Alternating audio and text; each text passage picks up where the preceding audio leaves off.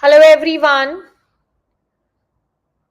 A very warm welcome, good morning, good evening to the people in the different part of the world.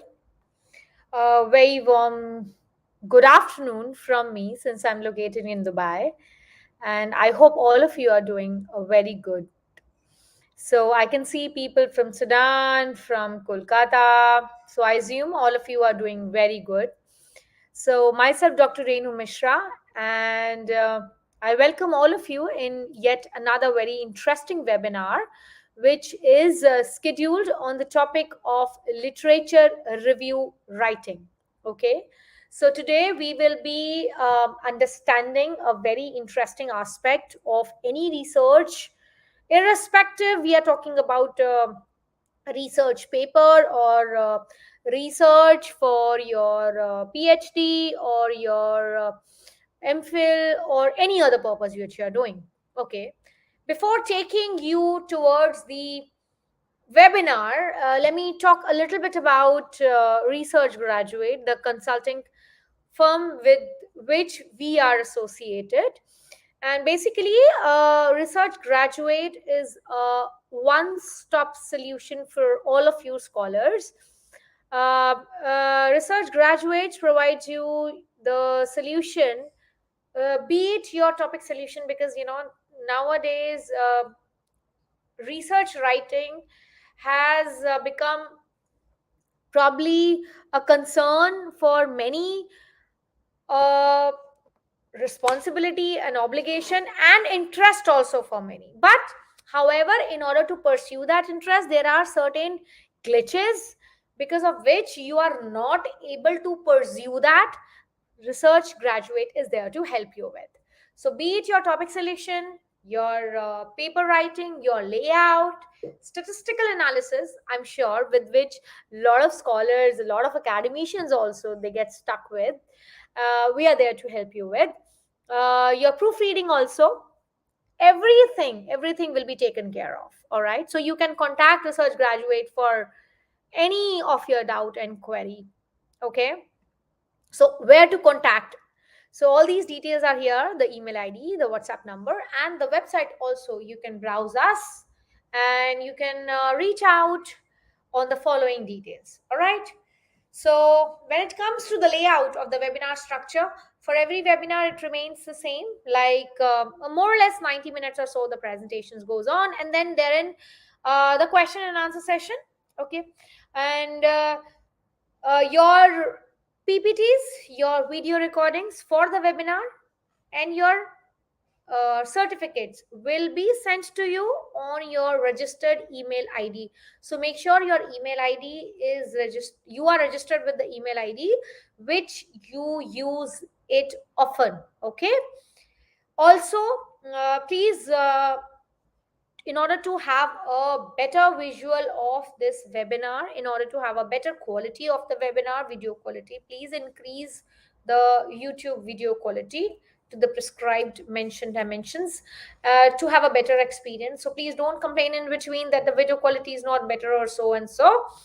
Just in case still it does not better, just hear me out. Okay, because video and PPTs will be sent to you later. So do not worry, do not panic. It's more important to hear me out. The PPTs will be sent to you in any case. All right. So let's get started for the webinar. So the agenda for today's webinar, as you know, from the topic, you get to know that we will be hovering around the literature. So I'll be talking about literature, how you can organize it, the concept of it, how you can align a quality literature. And then I'll be also talking about a very important aspect which relates through the literature, that is plagiarism. Okay. So this is what is the structure of today's webinar. All right. Now, before we begin, actually, now let me just change this layout of the way I'm presenting. Let me go like this. Okay. Now, let us first talk about what is literature review. Now, all of you have different perspective of literature review, and I'm not saying you are wrong, I'm not saying I am right. So it is not a debate of who is wrong or who is right. Basically, we all have a different perspective about literature review. What I would like to tell you is what is written on the slide is okay, fine, it's a theoretical explanation just to have a better understanding.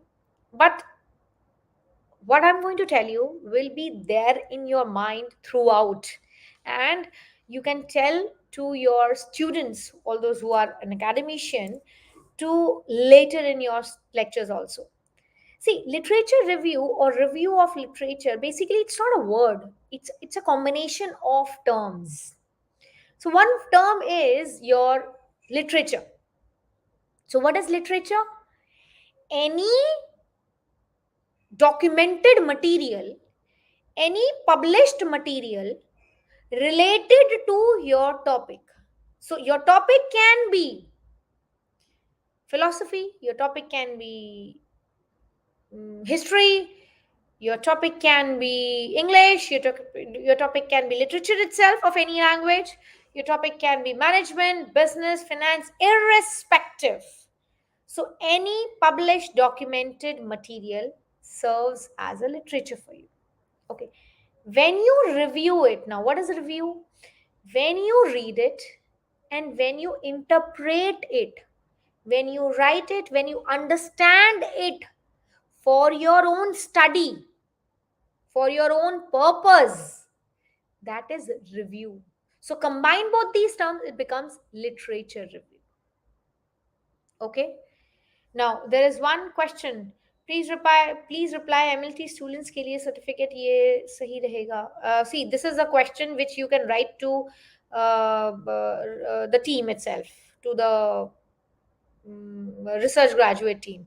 So the questions in this webinar I will appreciate, and I will only take the questions related to the content.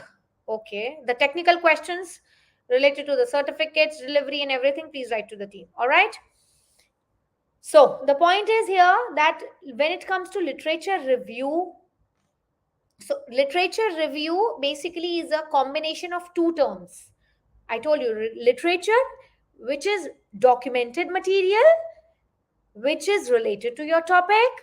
When it comes to documented material, your books, your cases, your journals, your articles, you know, these days people also takes the published blogs on authenticated websites, your interviews. All right.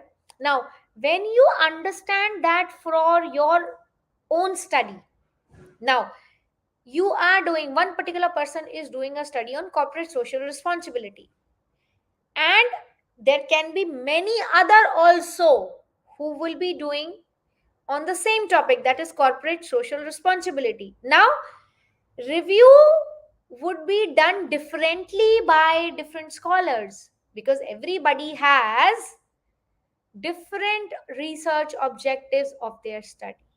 So there how the literature review of the different scholars have different perspective, because each scholar has different interpretation, different way of understanding, different way of writing that into their study. Okay. So basically, when if I have to make you understand what is literature review, irrespective you're writing it for your research paper or your research study, your dissertation, your thesis, basically it is that report which you have formed from the sources which are related to your area. Okay. All right. Now coming back to further defining of literature review. Now I hope till now you all have must have understood that how we can define literature review. So all the books, all the articles, or the relevant blogs, authenticated blogs, or the newspaper articles, they serves as literature review. Okay. Now basically why we do it, reason being so that you get an idea that this much of work has already been done. Okay, you do it because so that you get an idea that I am not doing any study which is repetitively in nature. Okay, I'm not doing something which is already been done, because all of you are expected to do something which is new, which is unique. How will you get to know this is unique? So that unless and until you get to know that something which has already been done, or till what extent the work is being done, then only you can say that this has been done and I will progress beyond that. Right. So literature review basically act as that guiding torch which shows you the path, that this much work has been done, अब इससे आगे आपको बढ़ना है. Okay, so whenever I guide my PhD students, I always tell them one very clear thing, that do not take your literature review duration, when the time when you are reviewing your literature, as your relaxing period, because often student take it as a relaxing period. Don't do that mistake. Why? Because if you do not do thorough literature review, that means you might miss some important studies. You might not be able to find some research gaps, which I'll be talking about. So, do quality literature review. अगर if I say in Hindi, it's very important that आपकी understanding reflect होनी चाहिए. तभी आपको पता चलेगा that how your study, or only then the reviewer will get to know that how your study is different from the literature. Otherwise, your study is not adding anything, is not adding any contributing aspect. Okay. Now there is some question that see some when it comes to authenticity of newspapers, some regional newspapers I can't comment on. National and international newspapers, yes, you can trust upon. Uh, After session, how to ask doubt about, you can reach to the team, Mr. Janardhan. Nowadays we come across the question difference between review of literature and literature review. They are the same. I just discussed about. Can I take from previous writing? Yes, review is supposed to take. See, I told you, literature is supposed to take from the previous writings only, and then you review it. That becomes literature review. Okay? All right. Yes, you can use it in your literature review or the newspaper, provided the newspaper is of standards. All right. Okay. Mr. Sanjay, it has already started. All right. Okay. So, when it comes to literature reviews, I told you, it's so, what happened is that people generally understand literature review as one term. So I have today dissected it. Literature is your thank you, Apeksha. Yes, indeed, I was talking in English only, but I thought that there are a couple of people who better understand in Hindi. So thank you so much, Apeksha, for taking my side. Thank you so much. So literature is something which is already documented, right? Review is what you do. So review is what we do. Okay. So literature review is that chapter of our thesis which we have written on the analysis of previously published material. All right? Previously published material, and that analysis, that documented material, how well we have analyzed, how well we have understood, serve as a guiding torch. Okay, now that will show you the direction, that this much work has been done, as I already stated, and this much has been already documented. Now beyond this, you will need to work on your study. All right, now taking the webinar ahead. Now it's very now if you have understood what is literature review, by far now you must be very clear that when you are writing a literature review, how a good literature review should look like. Exactly.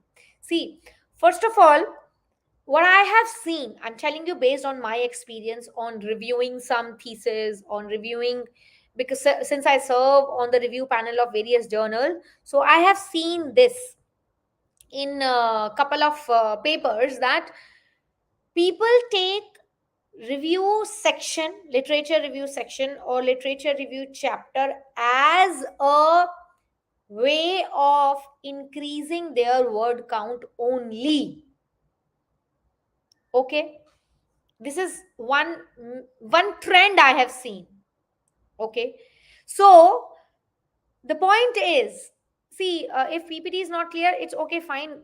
I'm not reading PPTs, don't worry, Dr. Nautiyal, just listen to me, don't worry. So what what I was telling is was on based on my experience, that when I review the papers which comes to us on which are submitted to various journals, or when we review the various theses, people take review section or review chapter, literature review chapter, as a way of increasing their word count. Don't do that. Why I'm suggesting you don't do that? Because in order to do that, you just beat the bushes around. Now what does that mean? You write everything which is even not required, since it is a review chapter, since it's a literature review chapter. So when I say it has to be a quality literature review, so the information should be comprehensive. That means even if you are reviewing the past studies, so whatever you are gaining from that, because see, the previous author has written that study or that paper from his or her perspective, right? He or she has her own objectives. So you need to extract the right information for yourself. Now, let me give you a very, very layman example. All of us, we know Subway. We go to Subway. It's a food giant, right? It's a healthy food giant. They have all variety of vegetables when we want to make our sub. Many people, they, what they do, please add all the vegetables, and their sub becomes so thick it's very difficult to eat. But many people, what they do, they selectively choose their vegetables, add this, add this, add this, and their sub becomes very easy to handle and manageable, right? I apply the same funda when I suggest to students while reviewing their literature. You are not supposed to copy the entire literature from the previous studies. Reviewing the literature means read it, understand it, extract the information which is related to your objectives, which is reflecting your study. All right, so that your literature review does not look like that we are reading another paper itself. One thing, so it should be comprehensive, plus up to date preferences should be there. It's very, very, when I say up to date, it should be like preferably like 10 to 12 years, right? Now here is a catch. That catch is that many topics are where you need to go beyond that also, if you are working on something which is a historical topic, or probably wherein you need to add on some theory or models, wherein you need to go back to the dated literature, which is okay. But if you are repeatedly referring to literature quite old and dated back, so kindly avoid that. Some up to date references should be there. Another very important aspect is just don't CCP. CCP means cut, copy, paste. So, literature review chapter is not something where you are not supposed to apply your brains. Please don't do that, right? Reason being, many of times students, what they do is, in order to save their times, what they think that we are saving our times and then we are copy and paste. No, you are adding unnecessary plagiarism. And not just cut, copy, paste adds to your plagiarism. There are other ways also, which I'm going to share. Okay. Referencing should be very, very up to date, properly given, and properly written literature should be there. See, which you think that, where if we write it, who's going to read it, and it's so much of information in literature review, just 3 or 4 paragraphs here and there, how does it matter? It does matter. It does matter. Even if you are adding one variable in your methodology chapter, it should reflect back in your literature review. Okay, so literature review is one such chapter which does not wraps until it is a wrap for your entire thesis, in my opinion. I always suggest to my students that till the time your thesis wraps, your literature review chapter walks with you, right? Because any information you are adding in any other chapter, that has to reflect in your literature review. Even if it's new or old, that has to relate. So if you're adding something, should reflects there, right?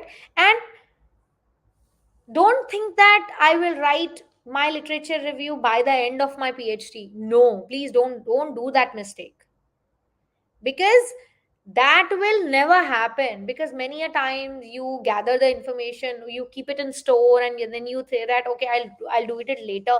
No, you will miss out. You will forget the variables. Parallelly, you start parallelly writing it. See, think what I'm saying is, your literature review chapter does not end till the time your thesis ends. It goes parallelly. So how can you think that you will write it by the end of your PhD thesis?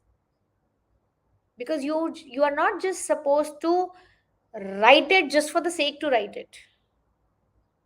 And unless and until you write your PhD literature review chapter, how are you going to start your thesis? Because that's going to give you a research gap, right? Okay, so let's move ahead. Now, why you write literature review? That is objectives. So firstly, though it is not written in the first sequence here, but research gaps which are there, the points which are not being worked upon in previous literature, that you get to know from your literature review.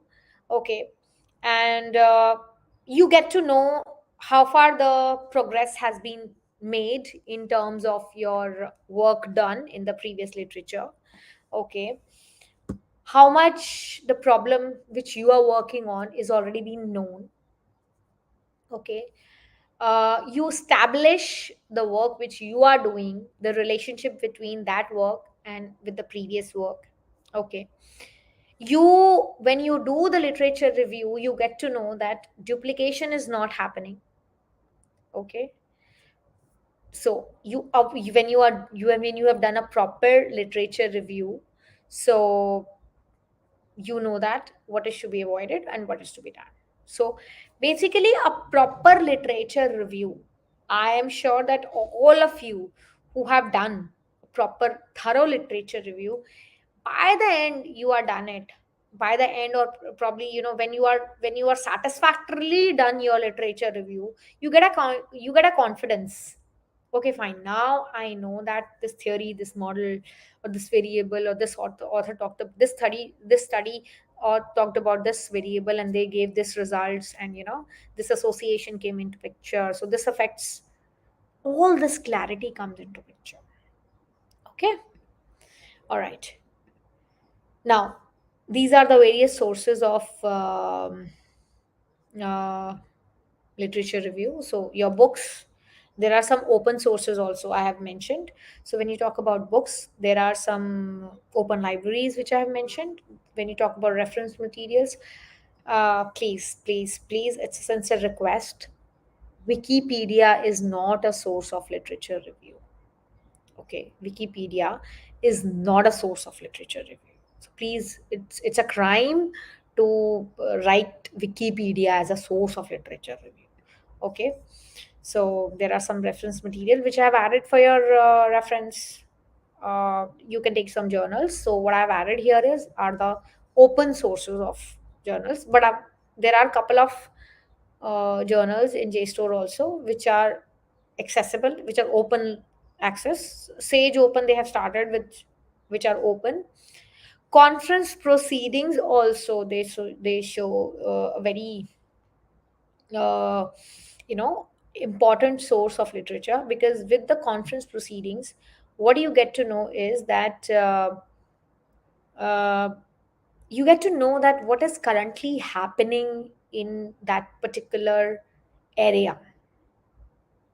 So if you are in touch of the conferences happening in your domain, you get to know the recent developments in your area of interest or your topic. So you get an idea that these are, like, many a times what happen is you get confusion that what topic to work on, what title to select to, which area to work on, right? So these conferences, they gives you an idea that these are the titles or these are the topics which are in demand. People are talking about them. Conferences mainly happen on the themes which are in talk of the town. So they serves you as a very good platform or a very good guiding area to select your research topic. Miss Seema, I'll be sharing one example of literature review later in the slides. Just be with me. Patience. Yeah. Wikipedia is not a correct information source. Why? Because Wikipedia's information page can be easily editable. Okay. And this information is being said by the former, like previous CEO of Wikipedia himself. All right. Dr. Shalu, these the sources which I'm sharing with you on the screen itself, they are the open sources. Okay. And academia, researchgate, these are also the open sources of information. All right. See, which is mentioned also. So previous dissertation and thesis also, these are very important sources for your literature review. Now also I'll tell you one way. So when you are reading any literature, see, even if the slides are not clear, just be patient, listen to me. I'm not reading the slides, listen to me. When you are reading a paper, this I used to do when I was doing my PhD 10 years back. So when you are reading a paper, when you are reviewing your slides, sorry, when you are reviewing your research paper, so that means you are on a literature which is related to your theme or your topic. Just go to the references of that paper. Now, going to the references of that paper will help you to explore more related paper. The reference section will give you more of related paper which the author has worked upon. That becomes literature source for you also, right? Okay. Now moving on. Now the question comes, how to search. This is a very important question. Now see, when you are working on your what do you call as literature review, selecting literature, it's an art. What I believe, it's an art which you learn with time, right? So a clarity, I don't expect, like, being a academician, I don't expect my students to have the clarity, right kind of clarity from day one, that you should be a master to search the literature review from day. No, no, no, that clarity comes with each passing day, when you had your hands-on experience on searching the literature. Now, but how to get that clarity, how to select effectively? Now for that, firstly you should have right kind of search words, right kind of keywords. Now the keywords, what are these keywords? Basically these keywords reflects what is the theme of your work, right? What is the theme of your research, be it your research paper or be it your study or be it your thesis. So if you know that whenever we send an abstract somewhere, any conference or any journal publication, so they ask the keywords from us, like five to seven keywords from us, right? So basically these keywords reflects the theme of our study. So main concept which our study reflects.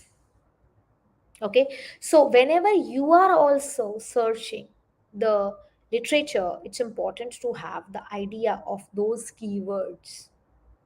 Okay, so selection of right kind of literature begins with selecting and having a right kind of idea about the keywords. Now, if you're talking about the any kind of methodology you are focusing on, any kind of concept you are talking about, as I showed you, that please make sure that your spellings should be correct. Then connect your search words. Don't be rigid about words. So if I'm talking about one particular word, okay, so if I'm talking about one particular word, I'm just searching about word. No, don't do that.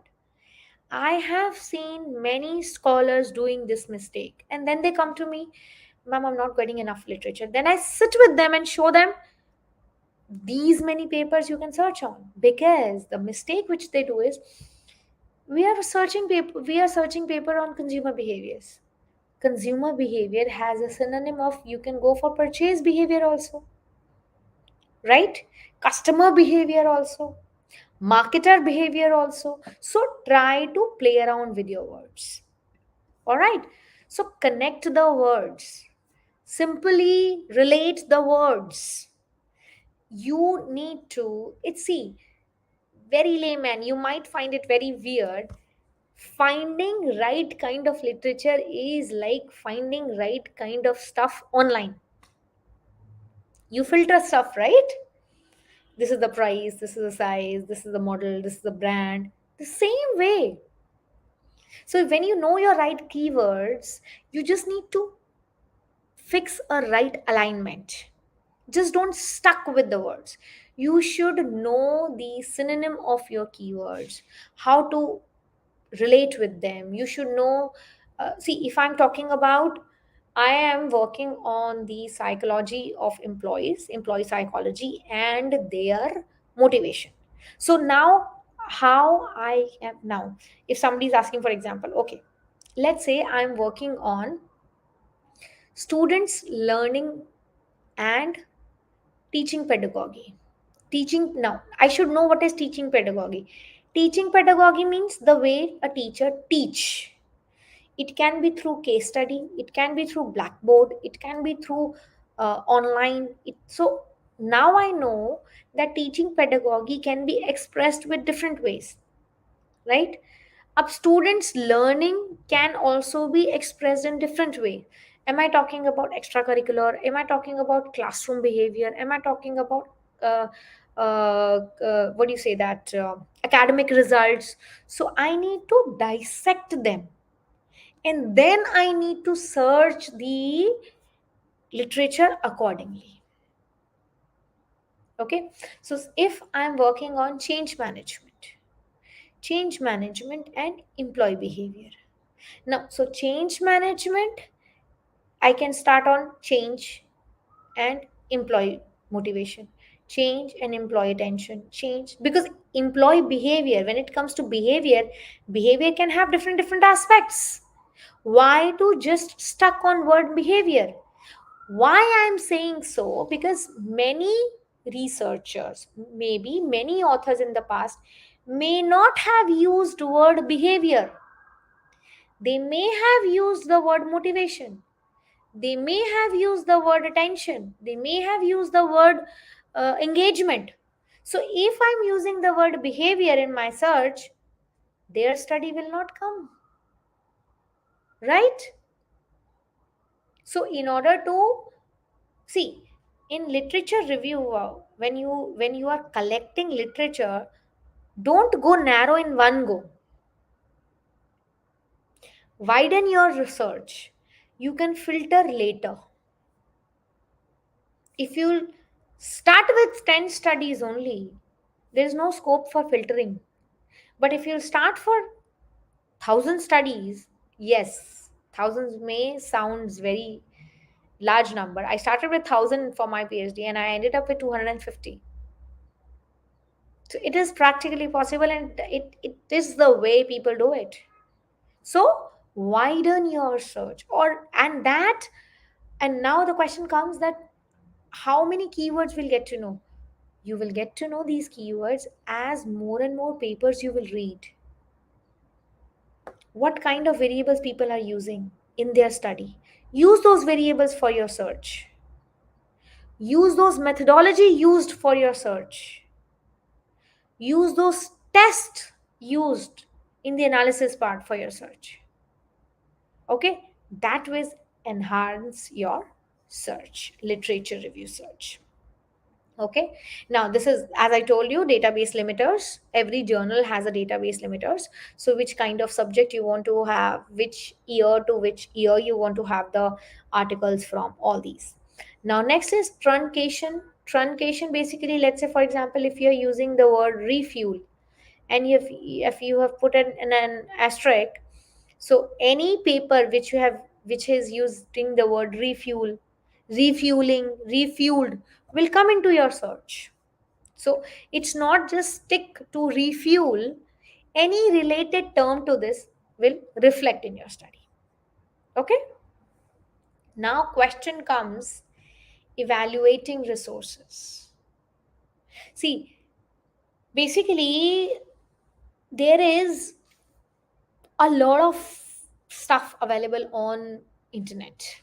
A lot of stuff. Gone are the days when people used to go to library. If I tell you my time, yes, I have visited library for my PhD.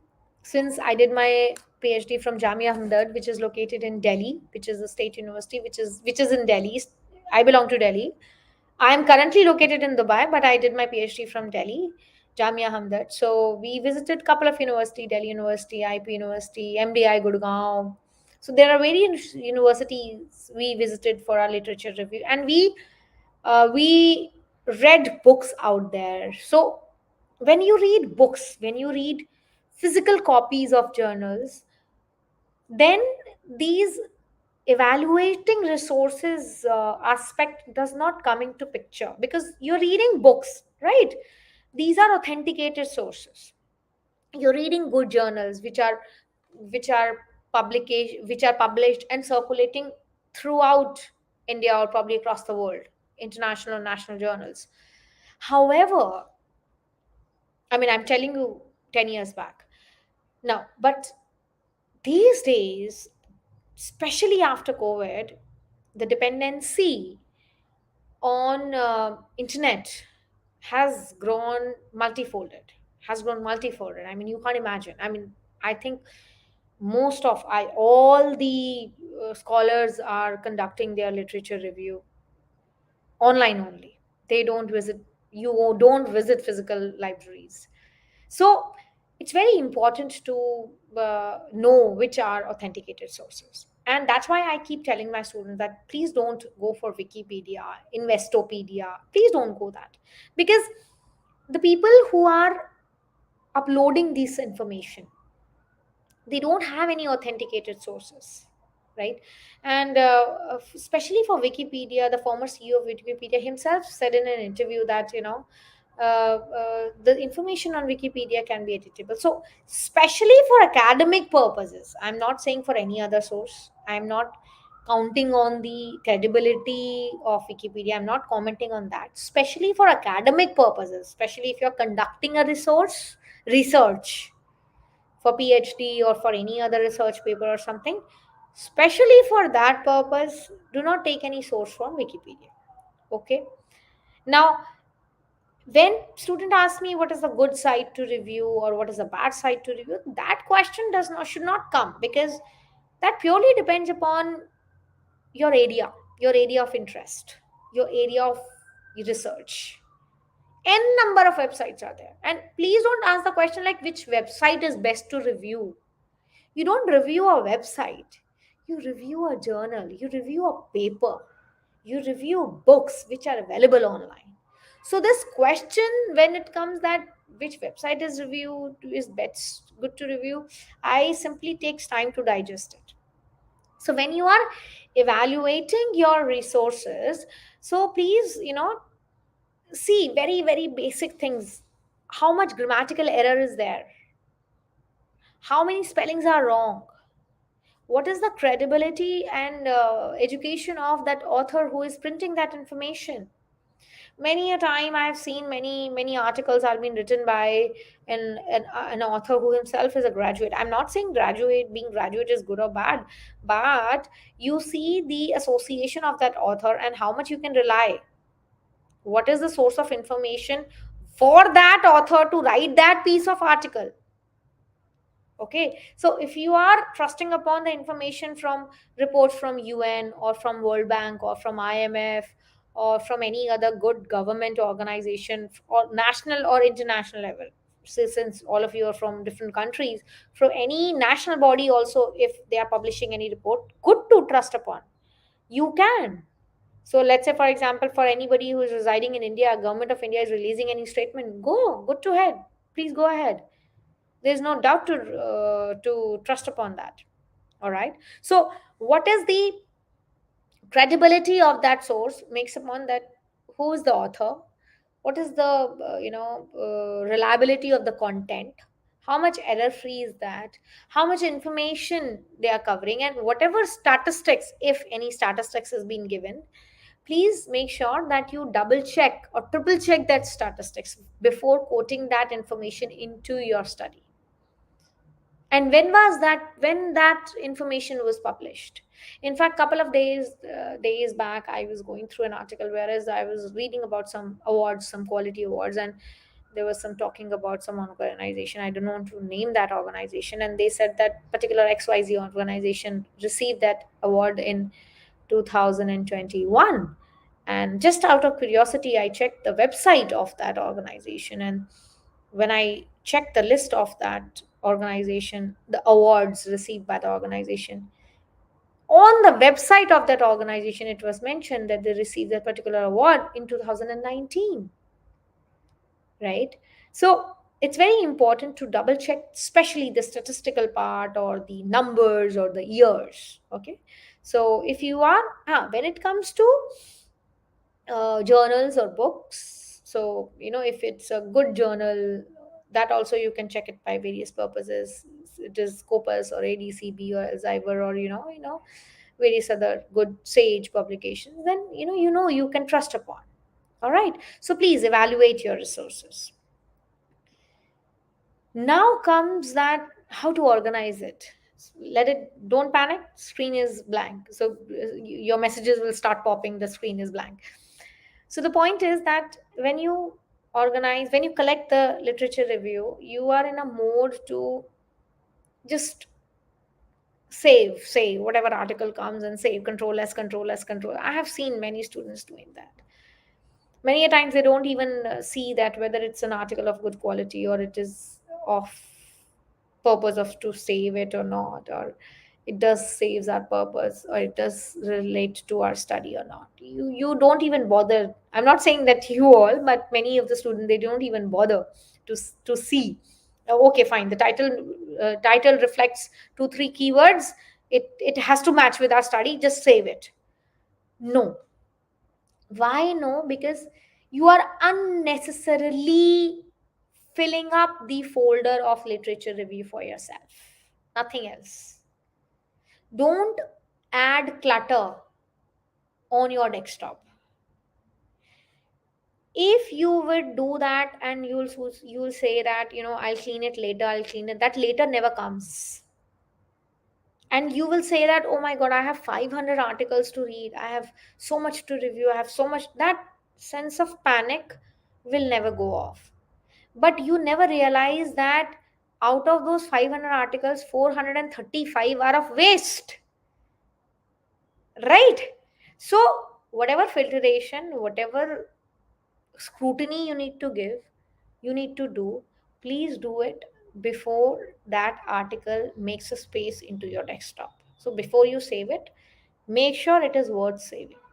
And just give a, I'm not saying that give a word by word read, just give a glance. So when you are a researcher, you are always in a habit of that, okay, fine, I take hardly 2 minutes to read an entire paper of 20 pages. You just give a glance to it and you get to know that I find it is a worth of not. So please spare those 2 minutes. Okay. Now, when you are done with that event of reviewing, now it comes to actual action. How to organize that? I mean, how to make an alignment of that spread out information. A lot of information is there. What to do with it?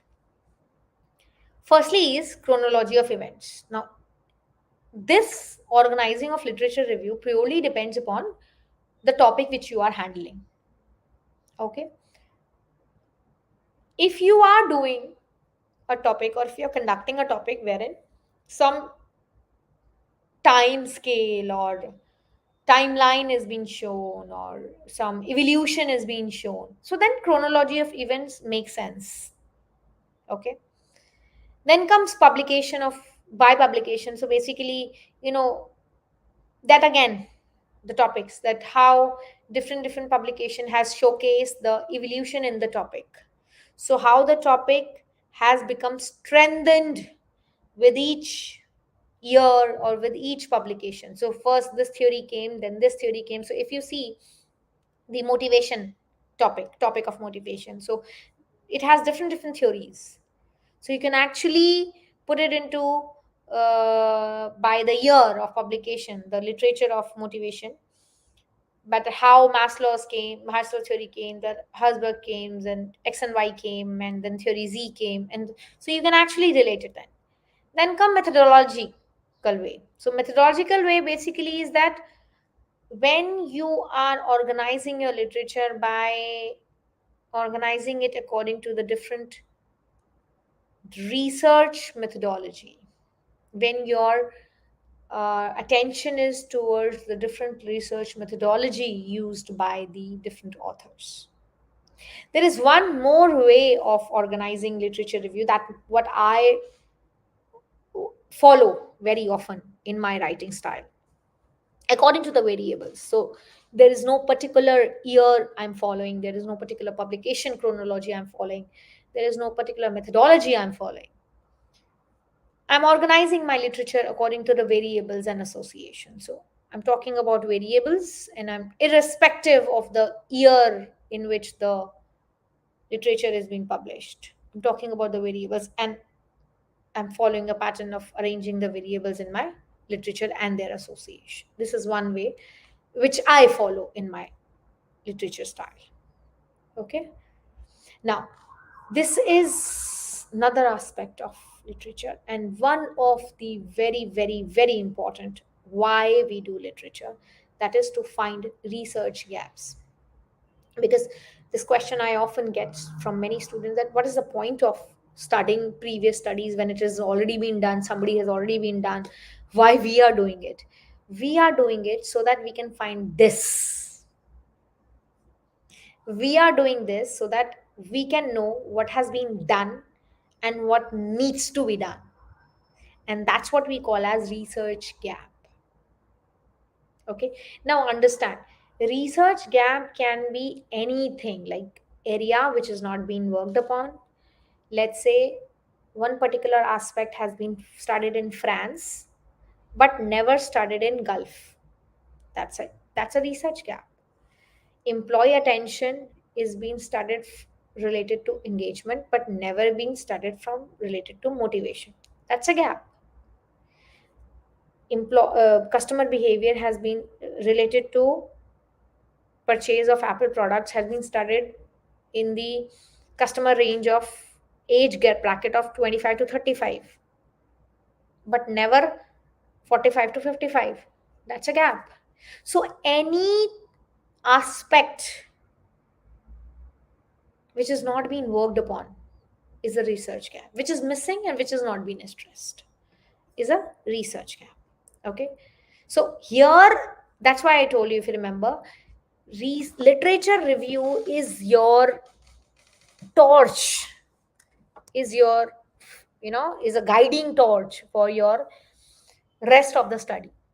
Why? Because it shows you, it gives you the research gaps, and these are the research gaps which tells you that why, and on one aspect, on what aspects you will work on. Okay. So let's have an example. So example is like for example, imposed career study among school students in India. So like in India, how school students are being imposed or being forced upon to choose a particular career after the school. Okay. So the research aim of the study is that to determine that what is the experience the students have when they are being forced to choose a particular career, when they are being forced to choose a particular career by their family or the parents, what kind of impact they have on their psychological well-being. Now the research gap is that literature does so shows that they have depressing behavior. Like here, if you see, literature does shows that based on the literature review. Now I'm talking about the research gap. There was no or limited study that has been conducted on the topic of withdrawn behavior. Okay. That researcher may have learned from the experiences or through literature review that the university students are forced to take career choices according to their parents or family have shown depressed behavior, like they become depressed. For this reason they show withdrawn behavior. Now see, very thin line difference. If you see, literature shows that they are depressed, this is being talked upon, but literature does not shows that they withdraw means when you stop talking to people, when you stop getting being social, this aspect has been not being discussed. So this is research gap. Okay. All right. So research aim is this, and why we need to do this is this. So you need to basically, argue that there is a need to determine that what kind of experiences students have, so that a decision making program can be addressed. Now you have identified research gap, which is withdrawn behavior is not being focused upon. Why you need to study, why you need to do the study? Because you need to focus on a career program which can be addressed for this problem. Okay. Okay. So why it is important to address the research gap? So this is so that you do not have any duplication, you have original research, and this shows that you have thoroughly done the literature review. This reflects the confidence of reviewer in your study. Okay. Now, how to find the research gap? Firstly, always do a research in which you are passionate about. I like my research. My suggestion is this. That's why I've added this point: is in which you are interested in. Definitely in alignment with your research supervisor, that he or she should be in terms with your research topic. That's also very important. Then something which is right, which is latest going on. For this latest going on, latest theme of the trend topic, for that you can get in touch with the conferences of that domain, get in touch with the conferences happening. Okay. What are the mega trends which are happening? That's what I just told you. And recent literature. So just an idea of finding a research gap or the area on which work on. When you go ahead the recent literature, they always give you a recommendation for future research. So you can work on that recommendation, because recent literature, that means Nobody has worked on that recommendation, so you can start working on that recommendation, take it as a research gap. Okay, so this is just a tip I'm giving you. Okay, so this is one example, impact of virtual teaching on teachers. One more example I'm telling you. So, psychological impact on teachers, need to develop creative skills and necessity to engage students. So, the gap is impact on their work life balance.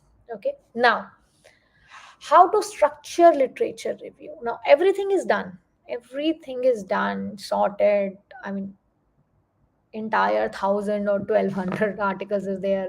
I mean it's too much. For PhD it's okay, so many articles are there. Now it's time to write it. How you can write it? Basically, write them into um, three section: introduction, main body, and conclusion. Okay, when it comes to introduction, so always go for the introducing your topic with the help of previous studies. Here you can talk about your definitions, your introducing your topic with the help of previous study, how they have explained that topic. So basically you are generating a familiarity about what your research is. Hmm? Then main body. So main body, basically here you're talking about main theories, main models, any weakness of the topic, any weak strength, any opportunities, various relationships. Like I told you, I arranged like depending upon the variables. So here you can talk about that. And then conclusion.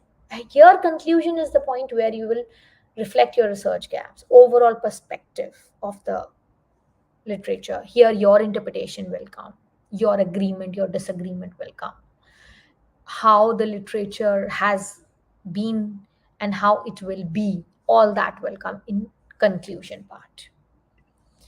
Okay, now for your reference there is an example. Okay, so the impact of social media on the academic performance of tertiary students has been researched. So tertiary students means higher education students. Okay, so here I'll not read it, just I'm just focusing you that so basically here they are introducing. Okay, this is the main body, and here they are concluding probably with the significance of the study. This is the part where they are introducing the literature review. This is the main body. All right, so this is the way you can actually structure your literature review. Now it's time to conclude the literature review also. So basically, when you conclude the literature review, so it is summarizing the important aspects. You are not repeating. I'm telling you again, don't repeat. Highlight the main points. What is happening today in the literature? Current studies. Why I'm saying so? Because if you'll be sending your thesis to any reviewer, they know what is happening right now and how your study, the review, is related to the future research. Please mention that significance. Okay, that's very important. All right, so conclusion is this. So a closure end, insight, relationship between the main variable, the center topic, any main information you need to highlight, please make sure that you give. That's the way you conclude your literature. Okay, it's very important. Now, summarizing literature review has come to the attention many a times. Uh, what I suggest is, maybe this screen may not be clear because the font size is really small in this picture. So don't worry about it. Don't panic. PPTs will be there with you. You can do it by two ways. This is the first way.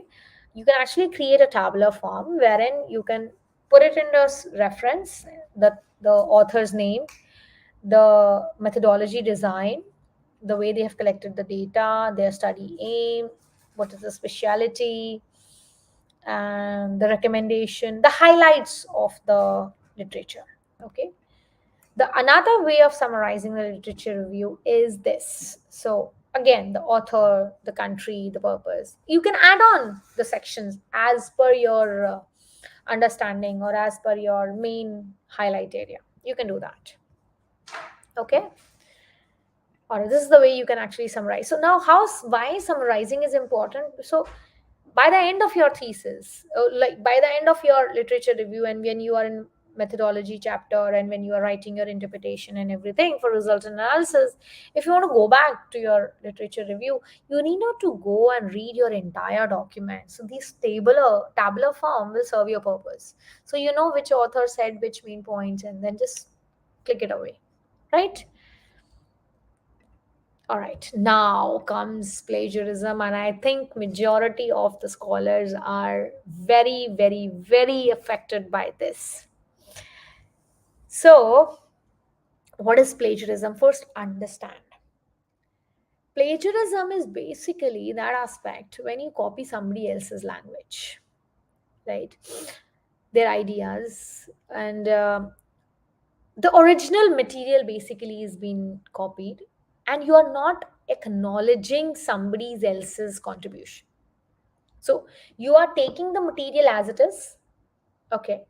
You are absolutely copying the material, but you're not acknowledging the person. Definitely. And it is. And purpose of adding this section, plagiarism, after the literature review is this only, that literature review chapter actually adds on to the majority of the plagiarism for any thesis, particularly. Okay. So there are a couple of aspects when it comes to plagiarism which you need to know. Is it plagiarism if I copy the content but cite the source? Yes. If you are copying the exact content, and even if you are providing the reference for it, so let's say you have exactly copied the content, but you say that I have provided the source for it. Is it plagiarism? Yes, it is. It is indeed plagiarism. So you need to rephrase it. You need to change the language. Again, I'm saying you need to change the language, not the meaning. We'll talk about it. Okay. Second thing, you can't change the content also. You can't change the language if it is a definition and if it is a statement said by somebody. If it's a quote, you can't change that. Instead, you will put it into a inverted comma, right? So that's why we say that don't take too much of in definition, directly quoted statements, because you can't change the language and they add into your plagiarism. Okay. Second is it plagiarism if I copy my own content? Yes. So if, let's say, like it happens with me when I was finally writing my thesis. Before that, I had written a couple of my papers also, and I had to take references from my papers into my thesis, right? So I cited my own name, I cited my own paper in my thesis. So yes, if you are citing your own content into some other content, you need to cite your name, and plus, needless to say, change the language also, right? So even if it's your own work, you need to cite it. Is it plagiarism if I substitute the few words? Yes. See, when I say that substituting just 1 to 3 words, it does count the plagiarism, because you need to reframe the sentences. You need to reframe the sentences. You just can't say that I have changed 3 words from one sentence, still it is counting as a plagiarism. Yes, it will count as a plagiarism. You need to actually change the way the sentence is being framed without affecting the meaning of it. Again, I'm saying you can't change the meaning, you need to rephrase it. Okay. Okay, now there are a couple of types of plagiarism. complete or global one is when you are completely copying somebody else's work. Rephrasing plagiarism when you are just changing couple of words. Mosaic plagiarism is partially plagiarism, and when you are rephrasing the partially, not completely rephrasing, but you are not giving the credit also. So even if you are rephrasing, giving credit is important. Self plagiarism when you are copying your own content, but uh, not giving the credit also. Now the question comes: we have talked enough about the plagiarism, but how to avoid it? Obviously knowing about plagiarism is important, but it's very important to avoid it also. How you can avoid it? So avoiding plagiarism and how to avoid plagiarism is, first of all, it's very important to avoid it by cite your sources. Very, very, very, very important. Cite your sources. Like whenever you are using in-text sources, whenever you're writing the content, so within the in-text sourcing, it's very important to cite your sources. Okay, so please make sure that you cite your sources, and that help you to one of the source to avoid plagiarism. Okay, then comes paraphrase and summarize. So when you are adapting any content, so rephrase it. Now rephrasing and then summarizing it in your own language, that is what is main important. That's why only rephrasing is considered as plagiarism. You need to use your own understanding, and then your language should reflect. So this is the way to avoid plagiarism. One another way. Keep a track of source since beginning. Yes, this is very important, that since you are working on literature, a lot of work is being added into your folder. Lot of material is being added into your folder. So you, many times what happen is that we don't, it happens with many of us, it's not like you me are different. We sometimes feel that we'll do it later. We keep on adding stuff. No, please don't do that. What I suggest is, make one folder literature review, then in that make subfolders, and you can name the subfolders according to you, according to you want to name them as a subheading or variables or publications or year, whatever, that's your comfort. But maintain those subfolders. You want to make some separate folders for internet sources, some separate folders for journal articles, for some folders from for books. So that will help you that this piece of information is from that source of literature. And in that also, whenever it's like, since most of you must be doing any literature review from online, so that PDF or that work, that gives you an option to highlight. So you are not adapting the entire information, right? Whatever piece of information you are adapting or you are interested to adapt later, highlight that area. So whenever you are going back or referring back, you know where you have taken it, right? So that's one way to avoid plagiarism.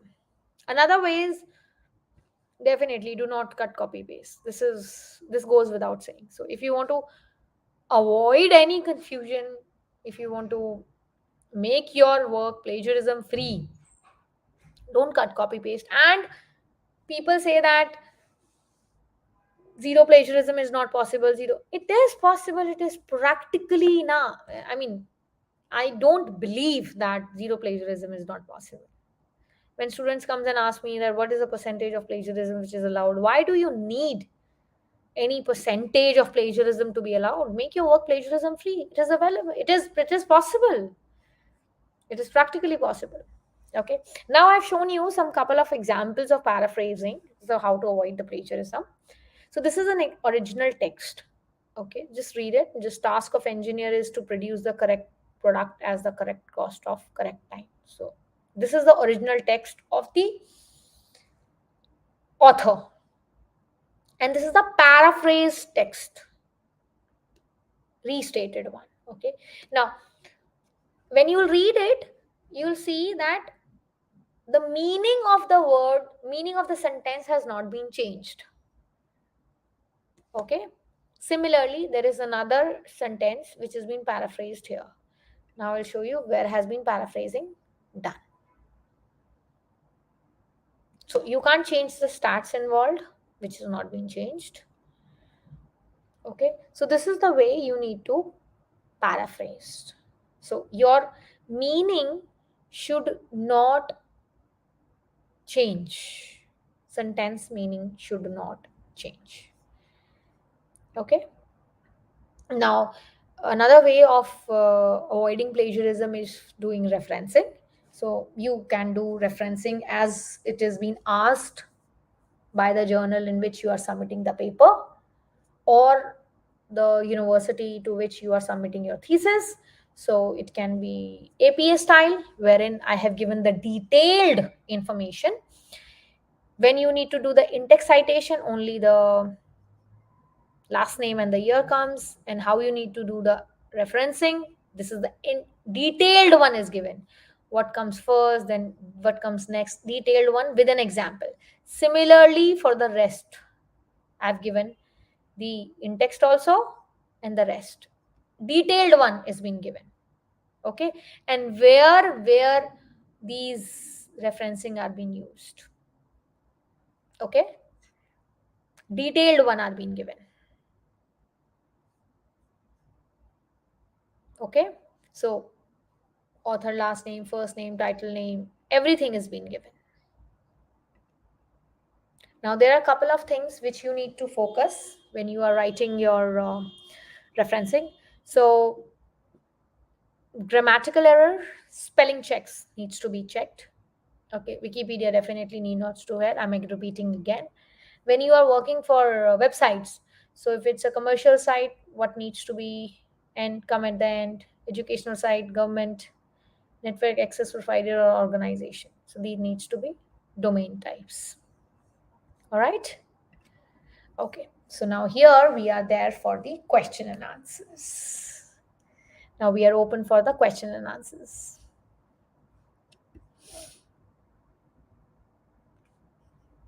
Okay, should we? There are a couple of paraphrasing online tools. Yes, you may go for it. My suggestion is always start for yourself, and in fact, research graduate can also help you with the same. See, paraphrasing is something which takes time. To be very honest, there are scholars who does not have time, and if there are many academicians also who are busy enough and who can't take time, who can't take out the time for paraphrasing or editing, so you can take help. It's okay, fine, no problem. PPTs and certificates will be given to you, no problem. Or limit of research literature depends upon what is your study type. If it's a research paper or research study, that depends upon that. Yes, video can be recording will be given to you, no problem. PPTs also will be given to you. Word count I told you. Okay. Well, I just told you.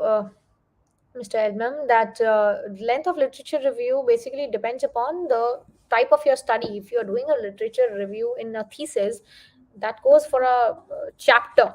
That is a elongated chapter. Then, that's a full-fledged chapter. And then if you are working on a review paper, so entire paper is a literature review. If you are working on a technical paper, so review becomes very small. Okay. Dr. Nauthiel, I'm not showing any screen now. The screen PPTs are over. Now the time is for question and answers. For PhD thesis, okay. Now for Mr. Elmam, every university gives you a criteria and gives you a guideline for the word count of your thesis, right?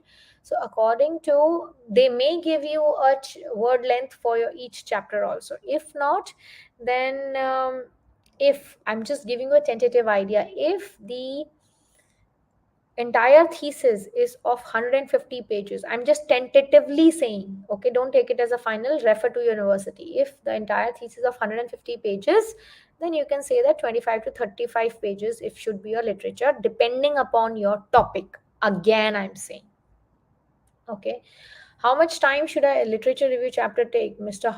Miss Havisha? I mean, this is a very good question. How much time? See, a good literature review should at least take 6 months. Dr. Pasha, referencing it will be different for different subjects. Exactly. That's exactly. That's why I have stated in the slides also that which referencing is being used for which field. Definitely. For a research paper, depends upon which kind of. If you're a review paper, definitely. I mean, 15 to 20. For a technical paper, less than that also. Which is better, paragraph or tabular form? For what, Havisha? Tabular form or paragraph for what? For a thesis, definitely for a paragraph, because you're writing a chapter. Because you can get in touch, Mr. Srinivas. You can get in touch with the team. They'll help you out for the same if you have missed the previous webinar. Yeah. Thank you so much, Ms. Rita. Thank you so much. See, we are open for the questions. Don't leave the webinar. Please throw out your questions. Could you please enlighten about review of literature for review article? See, it goes the same way. The way we have discussed in the webinar, Ms. Fatima, is goes with the same way. See, there is no different way of reviewing the literature. The way remains the same, right? I'm referring to the review literature in the proposal. See, review of literature when you're writing for proposals, the contents become small because proposals, the size of a proposal is very small. It's like 15 to 20 pages. So accordingly, you can decide the literature review size. Okay. For medical field, which referencing to? I have added into the slides. I have added into the slide that which is the best one to use for the each field, right? Okay. See, you can basically for annotation, you can what you can do is, as I told you, you can highlight the particular section which you need to adopt, underline it or highlight it, or you can add a comment section also. That you can do it. See, what is the roadmap in research depends upon what kind of research you are doing and which area you are doing it. Simply goes like that you do the literature review, then you goes with your research gap, then you decide your research questions, research objective, and then you decide your research methodology, and then you move on. Any template to keep documenting the papers read? See, what I used to follow is I used to make the folders within the folders, subfolders. Uh, See, TK, BK, I don't know it is Miss or Mr. So I would not be able to comment specifically for pharmacy thesis, but in general, the input would remain the same for the literature review as I discussed in the webinar. So Mr. Verma is, if I'm using 25 papers for literature review, so will I explain the literature review paper by paper like the introduction? No, see, Mr. Verma, it's not about discussing paper by paper. See, it's about interpreting the entire literature, relating it with your study. So, if you're talking about a particular variable, so related to that variables, what other studies have said. So, it's not about you're talking about study one has said this, study two has said it. No, it's not about that. Thank you, Suprita. Thank you so much. Thank you. Is there any minimum number of how many literature for a paper or research? Depends upon which kind of. I just answered this question. If you're writing a review paper number of literature to be done increases. Which method is best for review a book and then publish it? Which method is best for review? I think it's an awful off the track question, Mr. Shakil. Ma'am, research article should be of how many pages? 8 to 10, you can go 8 to 10 pages at least. Yeah. One literature review, how much words, how many words, it's not how much, how many words will be best. Of what you're talking about? Thesis, or you're talking about, see, again and again I'm repeating the same answer. If it's of paper, I have answered this. If it's for thesis, I've just answered it. I have written a bibliographic paper on consumer buying behavior. Could you tell your journal name for lecture you were talking about previously? See, there are various journal, Havisha.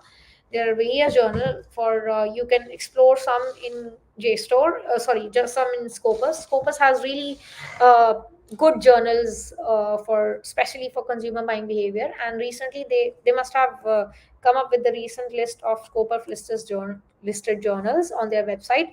You can explore from them. Yes, you may, Dr. Pasha. Yes, you can use Zotero, definitely. Ma'am, sometimes while doing literature review, we come across some idea with respect to some other field. Can I put some? No, please. That's please, Mr. Aman. While doing literature review, this happens with many scholars, that you get many, you wander with your ideas, that we can do this, we can do this, we can do this. That will lead you nowhere, actually. That will take you forever, forever, forever, and there will be no end. Okay, please stick to your research idea and your research objectives. Okay, ma'am, with respect to your webinar can be 4 to 6 for future. Miss Rita, I'll definitely try to keep it. However, actually, I have my own sessions also, so but however, time would I will be tried we'll try to keep it to 4 to 6. But if I have my own session, then you have to bear for a couple of Saturdays for this time was only. Thank you so much. uh Mr. Chituri, although it is not related to this webinar, but I will answer this. Hypothesis is that assumption which you take for your study, which then you test in your study. So hypothesis is that assumptive statement which reflects the association between the variables of your study. Either you put it in terms in the starting of your study, or you devise the hypothesis by the end of your study also. And not every research needs to have hypothesis. That's not a compulsion. Okay. Mr. Reddy, if there is any software which can extract, please let me know too. Thank you, Miss Seema. Thank you so much. Thank you so much. I'm like, my research topic is bamboo diversity and traditional uses in India, which is very nice, very nice. Which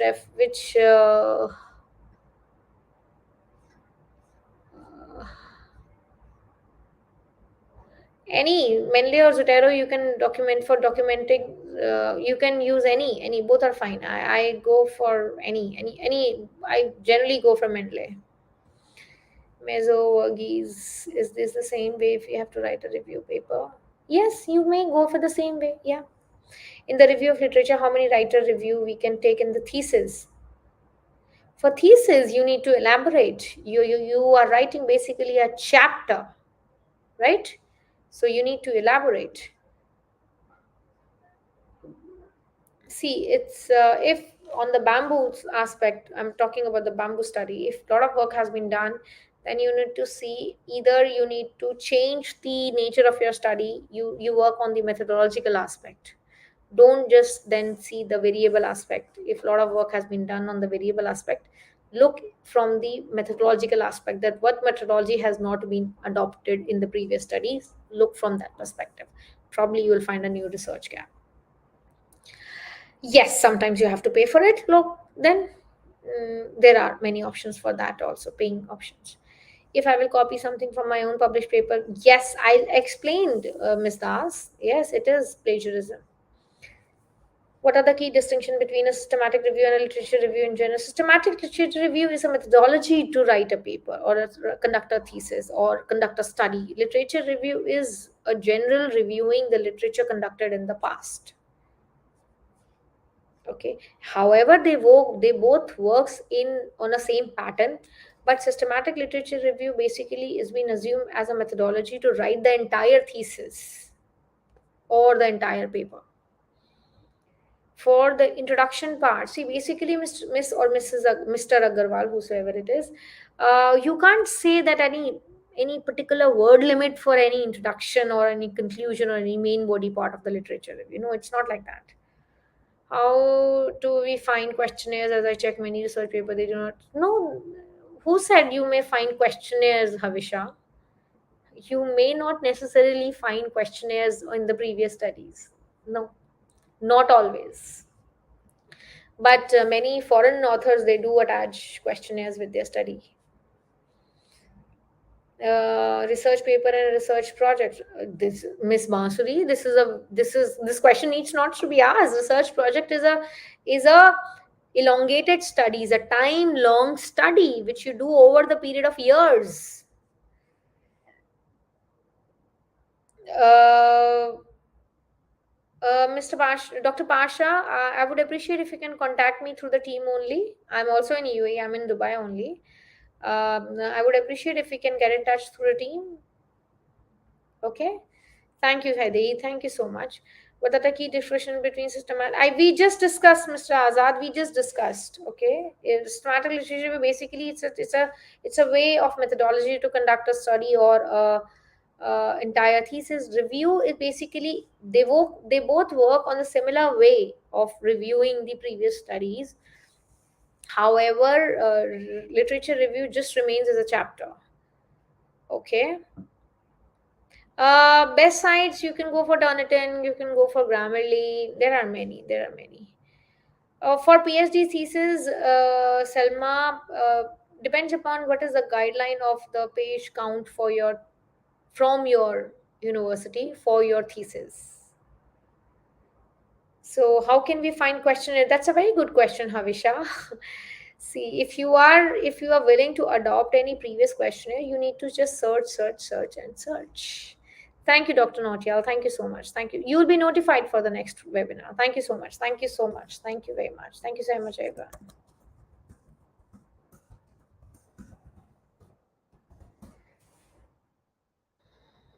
How to select a topic? That's a very vast question. Based upon your interest, sit with your supervisor. That's what I can say. And based on your professional expertise, if you are a working professional. Your Dr. Pasha, your the team contact details are there with the PPTs. When it will be sent to you, the WhatsApp number, the email ID, everything are there. Everything is there in the PPTs. Yeah. Uh, Mr. Shahid, actually, there is no word limit for the introduction part or the conclusion part of the literature review. See, try to understand. You just count the word. You just can't count that 50 words are there for the introduction part of the literature review or 50 words. You can't do that, right? You just need to have a self awareness about that. Okay, fine. I have introduced my topic well enough. Now we move to the body part of the literature review. Upcoming sessions, about the upcoming sessions or the webinars, we'll be notifying you. However, our webinars fall into the category of every alternate Saturdays. Thank you so much. Thank you so much. And it's my pleasure to interact with the audience across the globe. Thank you so much. Thank you so much. Yes, summarizing, as I told you, concluding literature review is important. Now, Nepali culture, whosoever the name is, what do you want for the software for literature review? You want to summarize? Yes, Zen, Zotero is there, Mendeley is there to summarize it. For writing literature review, you need to use your hands. You need to type it. Okay, then my topic is a study on employee attrition in star category hotels at Coimbatore. Can I add topics related to this? Of course, you can work on employee attrition in hospitality, employee attrition in general. You can work on that. Yes, definitely. I would suggest, Mrs. Udakar, please work on your title a little bit, refine it more. It's a very, very general kind of. If it's a PhD thesis, you need to work on your title.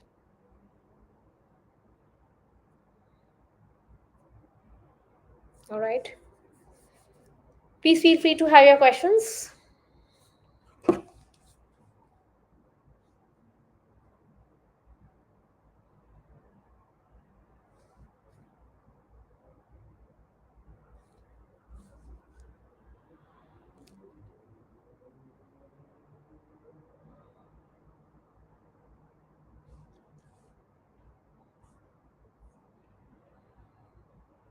There's somebody's.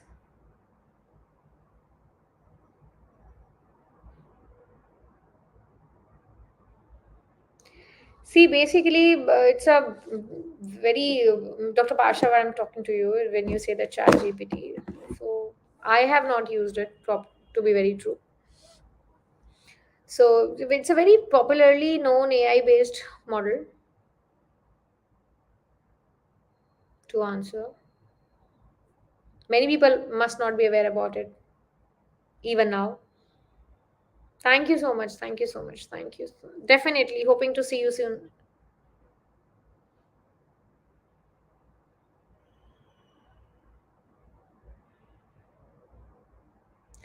How to find previous research article and which site? See, previous research article does not are not being found at one go in one site. You need to browse them in various journals or various publishers. Yes, Google Scholar, Scopus, Academia, ResearchGate, JSTOR, Sage Open. I've listed them. Mr. Sudhakar, best review. See, when you say review literature, you have entirely wasted my webinar. You should say websites to literature for literature. Review you will do. Website. How can you find websites for literature? Journals for literature, right? You will get the PPT, Suprati. Yes. Process of publishing our first literature as students. For this, kindly get in touch with your supervisor. They will guide you. Uh, See, depends upon, there are many literature database available online. Depends upon the field you're working in. PPTs, Mr. Patel, you will be getting. Miss Patel, you will be getting. Don't worry. PPTs, recordings, you will be getting. No worries.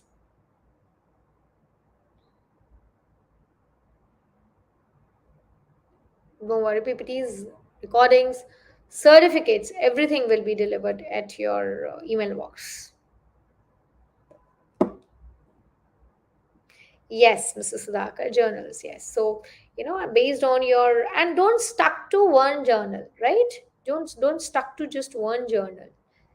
There are n number of journals available. Like, see, when I told you how to search effectively, so just don't focus on journals, just focus on right search, right keywords.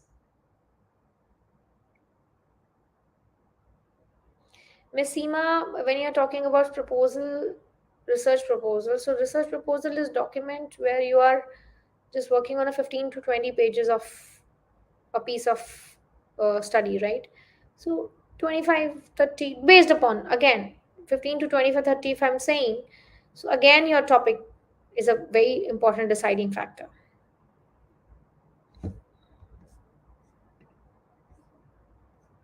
Okay, it's a very important deciding factor. Yeah. So for submission, yeah, that's what I'm saying. Again, your topic is a very important deciding factor.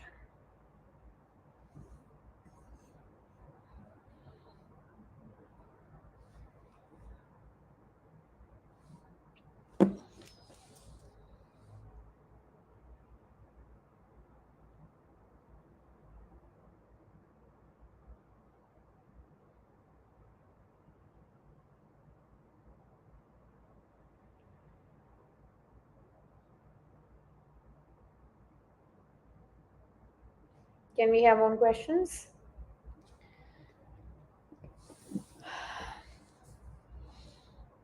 Thank you so much. Thank you so much, Mr. Singer. Thank you so much for it. In area of labor economics, so see, area of labor economics, if you see, it's already a vastly um, worked upon topic. So you will find lot of material. So for a proposal, easily 25, 30. Yes.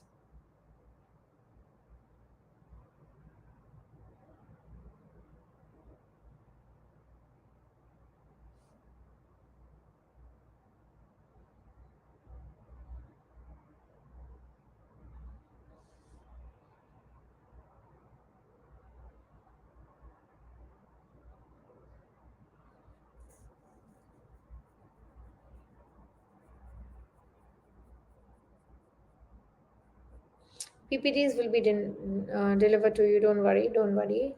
And thank you so much. Thank you so much. Mr. Roy, thank you so much for liking the session, and you'll be notified. You'll be notified. Mr. Elmam, it's a very vague question to say that what are the research gaps in HR. I mean, HR itself is a huge umbrella in which, if you ask me, there are n number of aspects to be focused upon. So we can't say that what are the research gaps in HR. So in HR, you can decide to work on motivation, engagement, attrition, attention, compensation, training and development. So there are a lot of aspects. In each aspects you can further find different association in a number of variables. So this is very very vague question to find out the research gaps in HR. I really won't be able to answer this. What are the research gaps in HR? I don't think so any other academician would also be able to answer this, right? So this is very nearly impossible for me to at least answer. Is there anybody on this board to answer Mr. Elmam that what are the research gaps in HR? Please feel free.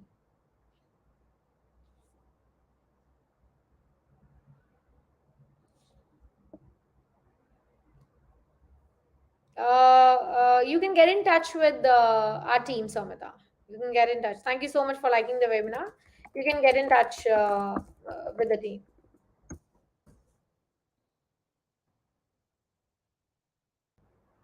Yeah.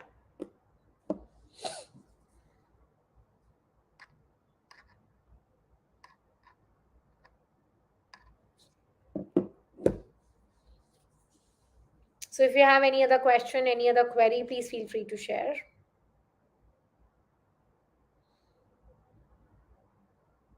Preferably, what we say, the choice is yours. But in my opinion, we should write in descending order. The ones with the latest one.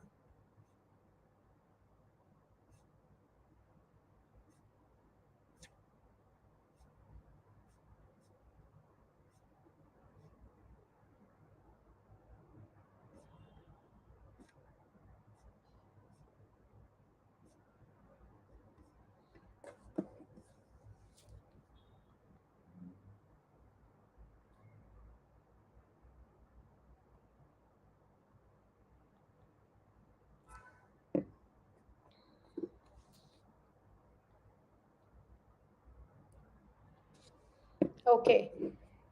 Thank you so much, Divya. There's a question. How long will it take for a student to perfect their literature review writing if they start from scratch?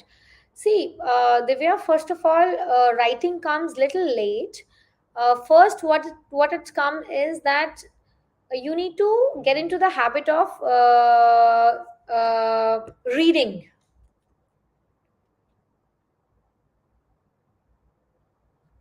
You need to get into the habit of reading. So, writing comes slightly late.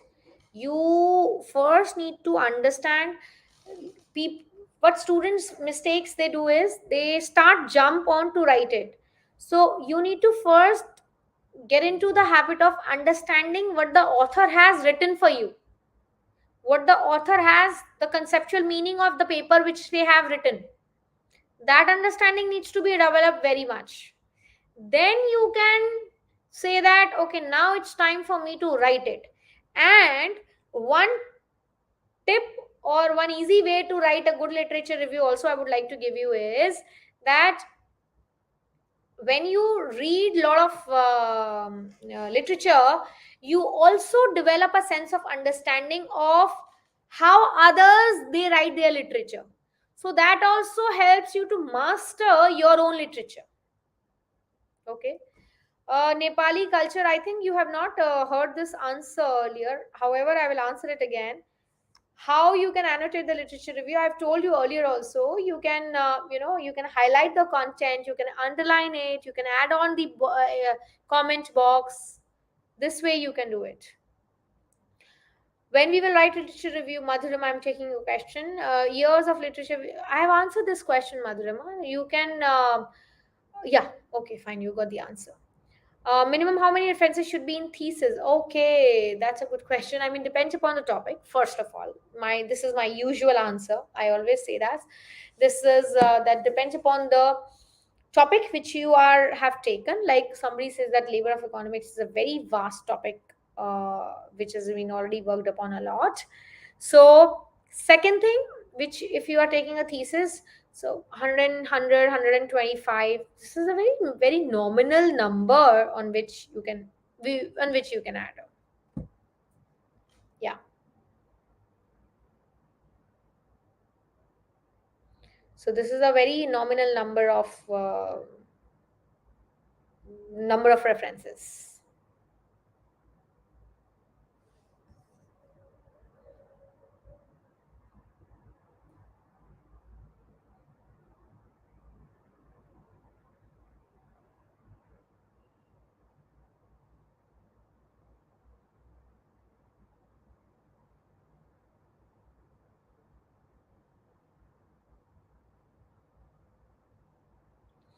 For my topic on employer, how many journals do you think I need to review? You do not review the journal, Sudhakar. You review the paper.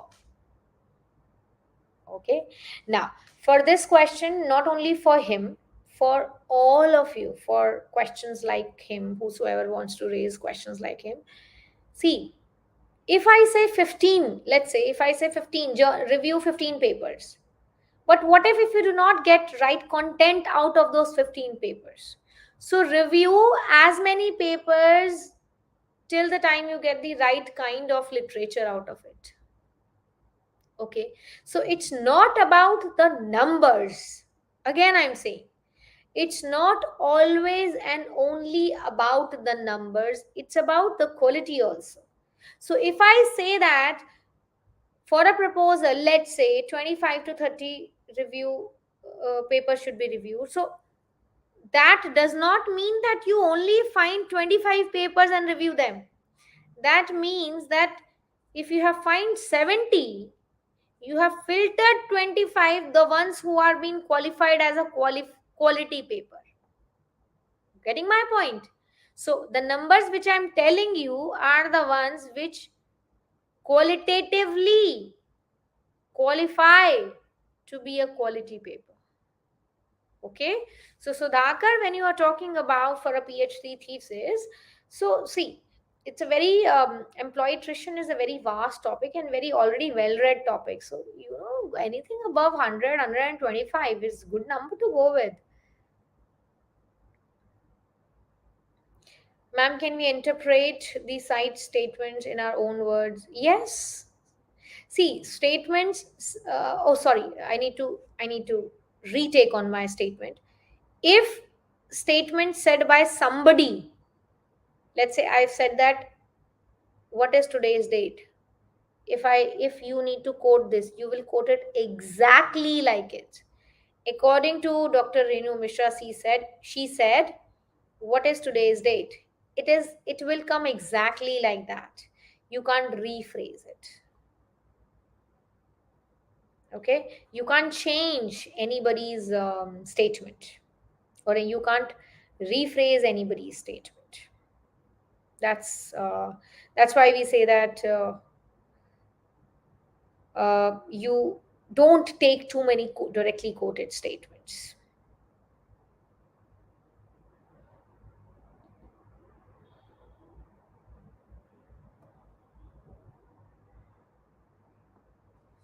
Okay, so how to detect some papers download multiple times in a folder while browsing different keywords? Yeah, this is something which you get to know. That's why I say that, you know, you when you save the papers, so give them save them either by author name or by variable names or by some of your own way of saving them, so that you get to know that, you know, this way, or by author's name. I think saving the papers by author's name or by their study name is one way where by which you can avoid this duplicacy of the papers. This way we can avoid it.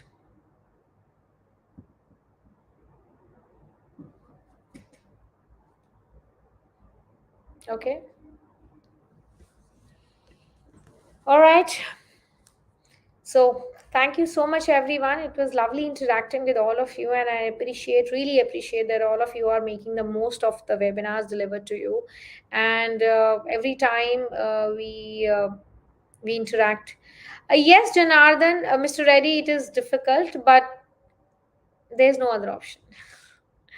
You can take out the help of the software like Zotero and Mendeley also. They help you to organize your literature also very well. You can take out the help also. So they avoid the duplicacy. They help you to organize the duplicacy also. Which journal is the best for good impact in science stream? There are many journals, Mr. Vivek. There are many journals. There are many journals.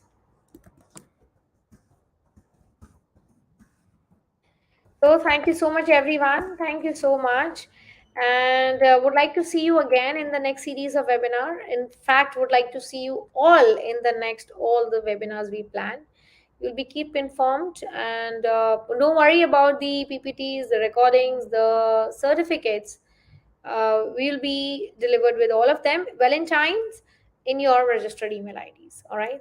Thank you so much. Thank you so much, everyone. Thank you so much. Thank you so much for keeping your time. Thank you so much. Thank you. Thank you. Thank you, everyone. Thank you so much.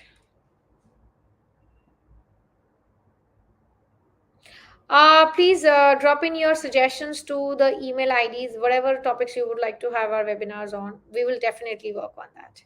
Thank you. Thank you. Definitely see you soon. Thank you so much. Thank you so much. Thank you, everyone. Thank you. Lovely interacting with all of you. Thank you. Thank you so much.